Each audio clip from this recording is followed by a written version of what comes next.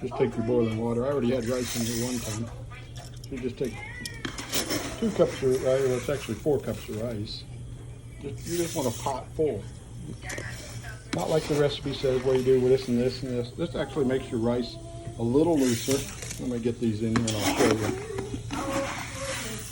All you don't want to do is bring it to a boil and bring it to the consistency that you want, al dente or whatever you want. Al dente is the best.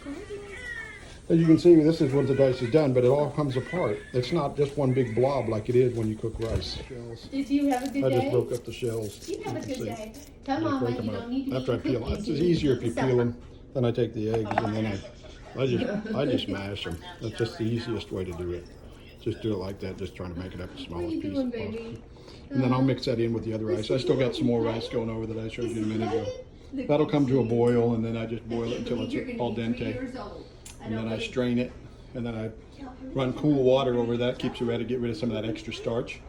And then it'll be ready when the chicken's done in the Instapot. It all goes in there and it just gets all mixed up. I'll show you that here. Mixing that, you can see the eggs and everything. I just mix it up a little bit. You can see how loose that rice is.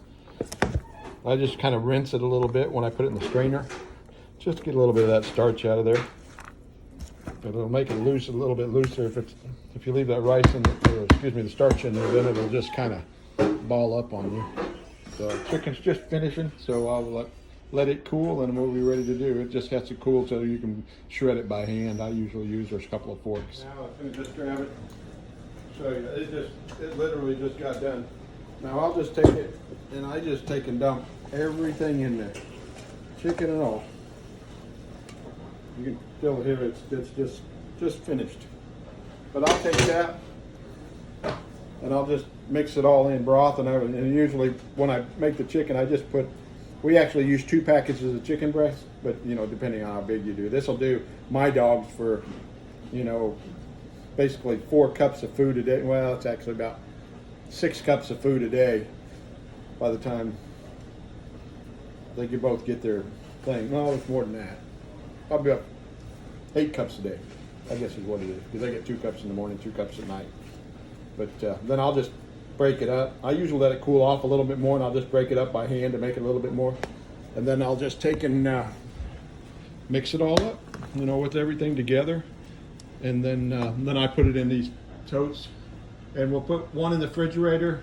We actually have 2 fridges, so I put one in the other refrigerator, or maybe even 2, and then I put the rest in the freezer. And as I pull one, I go ahead and put one in the refrigerator. As I pull one out of the fridge, I take one out of the freezer and put it in the fridge.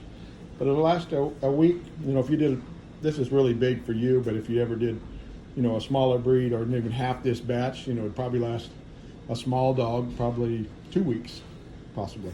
So works good. Doctor recommended. My veterinarian recommends it, and he says people food's the way to go. Just nothing greasy, nothing spicy, and this is perfect.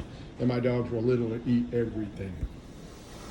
And there it is. It's all completed, ready to go in its containers. Like I say, it fills up about 6 of those containers. Those are about, I don't know how many quarts they are, but those are, doesn't say, 1.1 gallons. So you can imagine that's a pretty big tote.